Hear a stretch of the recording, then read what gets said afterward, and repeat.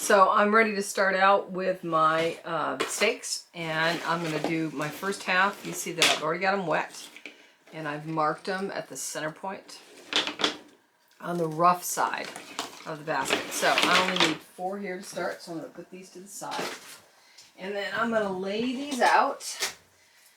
When you're doing this, it doesn't hurt to have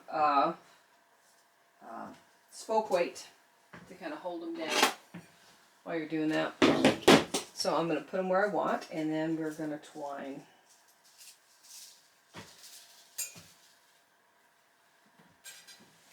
So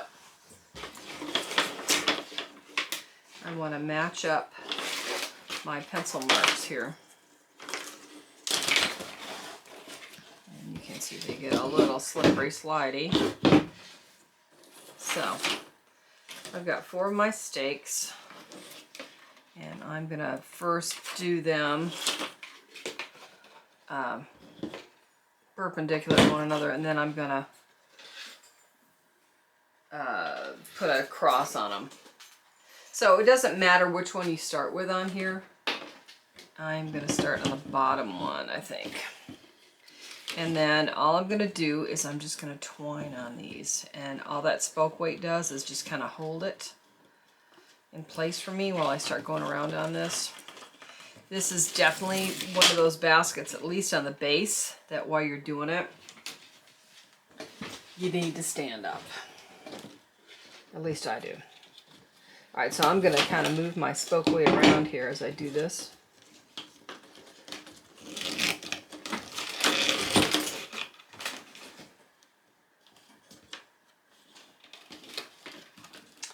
And I'm going to go around for about 3 rows. And I'm going to move that around so I don't have to move it on the table. But you could do it either way. Put this back here.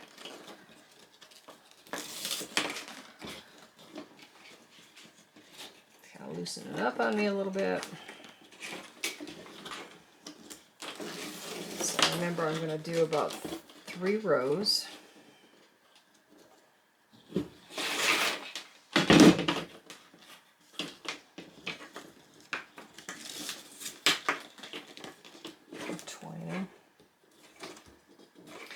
Make sure I can get that down as tight as I can.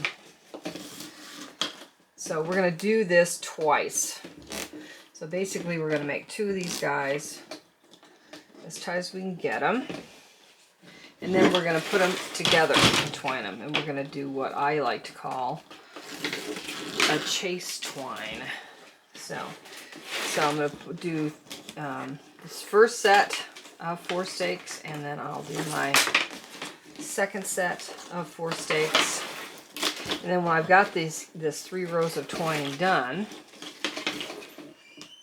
what I'm going to do is just put this to the side here so I can go grab that other set and do the same thing. And you notice that I'm tugging it when I'm weaving.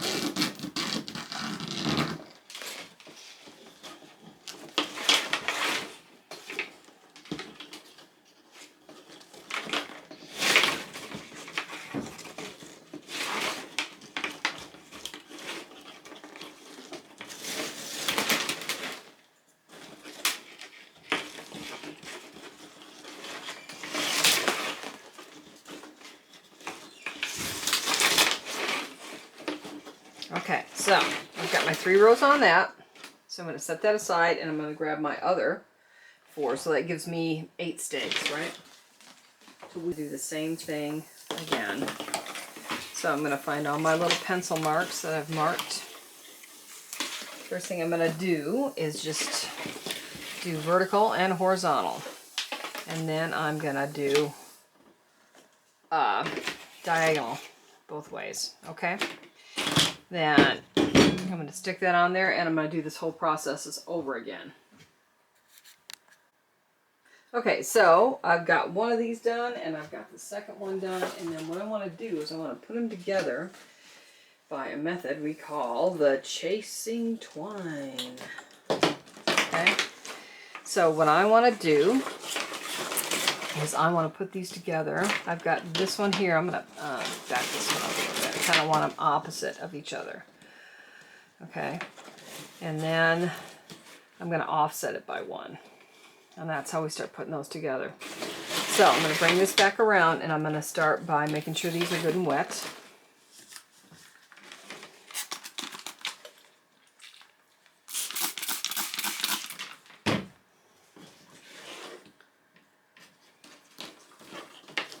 And then I'm going to start picking up each one of these. And if I'm having trouble getting them down there tight like I want them, and I'll use a weave right tool to pull that down some. Okay. And we're going to pick up each one of these stakes in.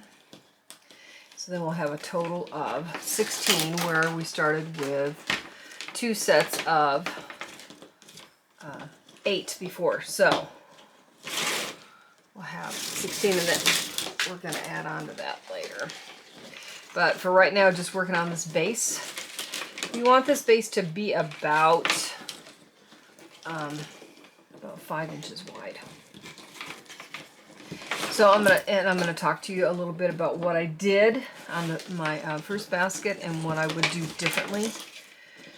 One of the things that happens to me as a basket maker is I tend to want things to go up and flare out, and this really needs to stay flat and then come up.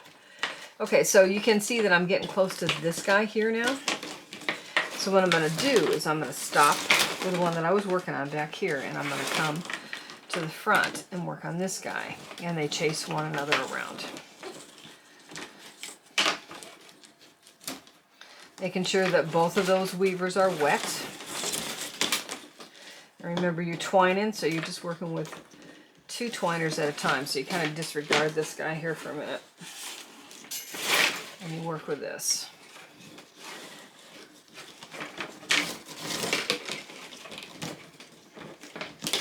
And you also see that when I twine, I'll get it down where I want it, and then I pull just a little bit on it, and that tightens it up.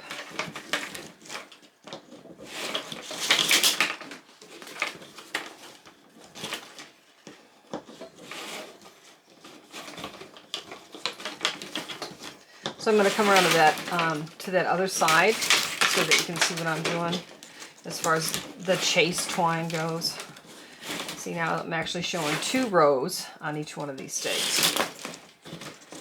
2 rows of weaving. So I'm going to come up to this guy. Here's where it stopped, right? And then I'll take off with that front pair again and catch it back up or chase it. Okay.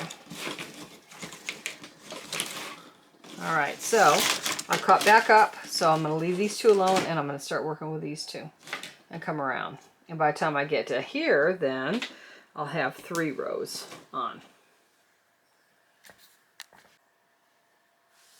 All right, so what I did is I've done like 4 rows here, and then I dropped one of those. I made sure that I had 4 rows on each stake, and then I dropped 2 of these.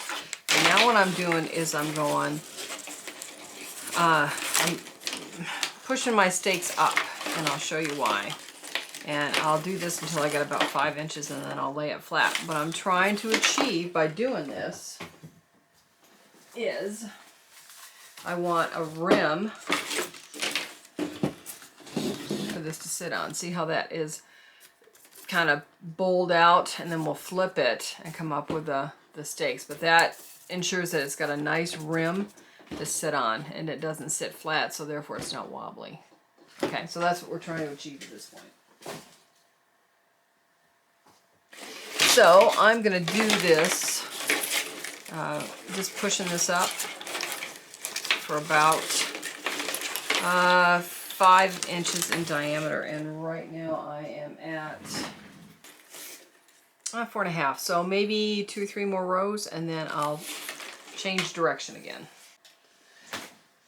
All right, so let's say you're weaving along and you run out of weaver. Well, what do you do next? It's called the dogtail method. So you're going to pull that up, stick this guy in, and then just continue to weave. Now you see that I have leftovers, right? I won't do that one right now. And you just pull these back and cut them off. Okay? And then I continue on. And actually I'm going to show you this again because I'm going to run out of this one. So I'm going to weave it out so that it's on top of a stake.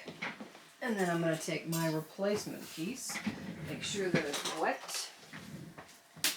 And I'm going to take this stroke. So this is the next stroke I'm going to take. Pull that back, stick in the new weaver, and away you go. So when I get like 2-3 rows up, then I'll come back and trim those off. Or I'll wait till I'm done with the basket. Okay. I have my 5 inches done. Let me check it just to make sure. And remember, I've been weaving this way, right? So I'm going to check that. It's about 5 inches. So now what I'm going to do is I want this to stand up. So I've cut my weavers off, and I'm going to start weaving from the outside now. So let me get a long weaver. Now what I'm going to do is I'm going to be working on the outside. So I'm going to bring these guys up like this. Harder for you to see. So I'm going to be weaving on the outside of it like this. Okay, and it's still just over and under. What you've done is just change the direction. So instead of working on the base, you're starting to work, well, you're still working on the base, but you're working on the outside. And what this is going to do is it's going to make a little lip for it to lay on. So I'm going to do this for about 2 or 3 rows, and then we'll take a look at it again.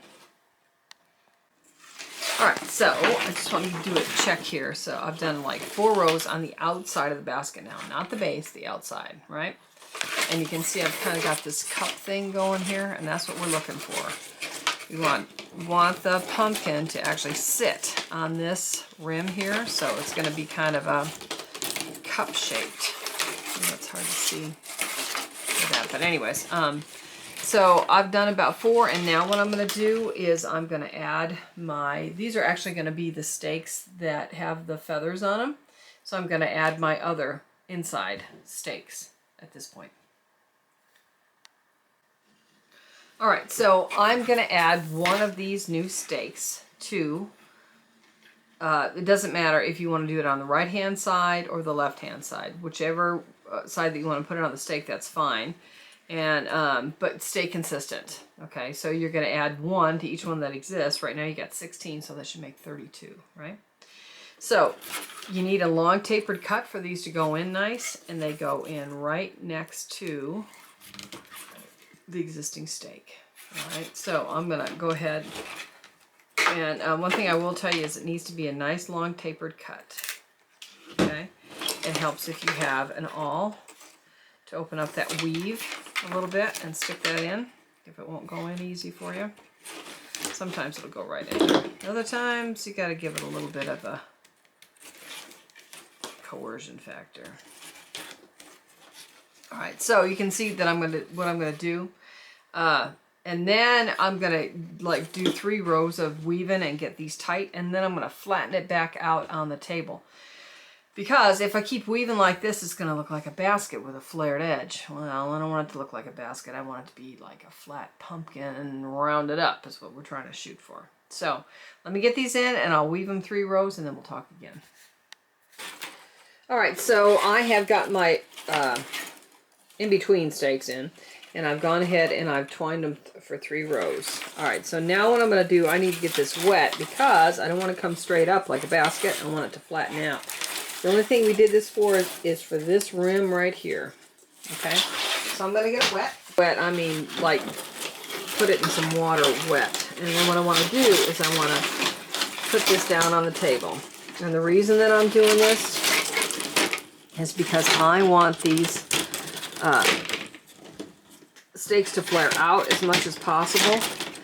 And at least for me, when I've tried to do this, just by pulling it out, it don't happen. It's not enough flare.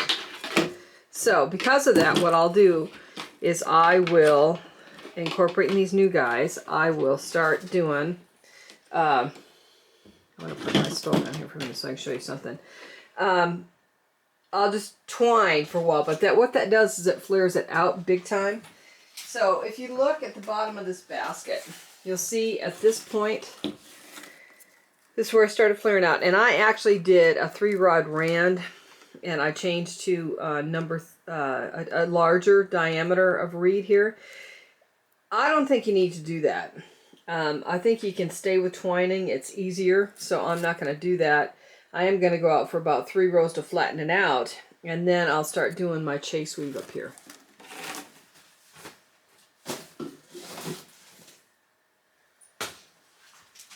So I am just going to keep doing what I'm doing, but I want to keep this flat on the table. You know, for at least, I'd say at least 3 rows. What you're doing is you're telling the shape which way to go. Now, if you wanted to, you could change to a triple weave, but I don't think I would do it with a larger diameter of reed. I think right now the smaller is probably a better option. And when you do your chase weave, you're going to be changing to a larger diameter anyway, So I'll go around here for at least 3 rows, and then I'll take a look at and see if it's flared enough. So once again, all we've done at this point is we've made the base, and then we've made this rim for it to sit on so that it's stable. And now we're flaring out, okay? So let me do this for a couple rows and we'll come back. All right, so I've gone out about 3 rows with that flare. So now I'm going to turn it over to have it nice and flared out. So what I want to do is I need to, I'm going to start with my chase weave with my thick weaver here, and then my piece of round reed. So in order to do that, I want to trim this down some. So I'm going to start with it. I'm not sure how I'm going to show you this. On the inside, and this does make a difference. So I want it to be on the outside. When I weave these, I want the wider material to be on the outside of the smaller stake. Okay? And so that means the entire way through this basket, this is going to be on the outside of that. Okay? So I'm going to go around and I'm going to start, you know, you got to kind of play with this to begin with, and I'm a lap weaver. But I want it to come in, but not super big. And then what I'm going to do is I'm going to chase it with my rounder material. So let me get this started and I'll come back. So I'm changing the angle a little bit because I'm, like I said, a lap weaver. So I want this smaller one to always be over the larger stake. And this is going to chase. So when you come up to 1, you'll change to either a smaller, or in this case, well yeah, in this case a smaller weaver. And then this follows around. These guys can get cut off now. We'll trim them up later. Pull this back a little bit so you can see what's going on. So I am still using the smaller of the 2 weavers, doing a chase weave. And I want this flared out. I don't want this coming up tight yet, because a pumpkin doesn't go straight up. It's got a belly on it, so I guess we're working on the bottom belly of the pumpkin. So, and you can see I'm coming around. And then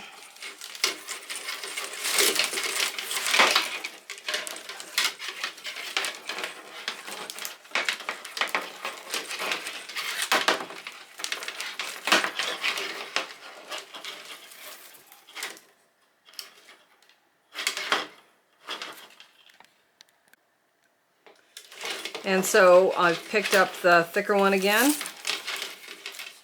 and around we go until I catch up with the little one, and then I'll leave with the little. So, and I'm gonna, actually, this is what happens for the rest of the basket. The rest of it is just shaping. So right now, and making sure we're flared out. The best way to see how your shape is doing is to take a minute and put it on the table and take a look at it. Well, I see that I'm a little flared up a lot here and not as much over here. So at this point, because you haven't done that many rows, you can push that out a little bit. But you can't really see what's going on the whole basket unless you lay it down. Okay. So take a minute every once in a while, take a look at it. I know it's hard to see from this angle to see what it's looking like. Right now we're still coming out. All right, we want a pumpkin with a big belly. So, and actually I would have liked, I'm going to show you mine. I would have liked mine to be more flared out at the bottom than my original. And that's what we're going to shoot for in this one. So I'm going to do some rows and then we'll talk again.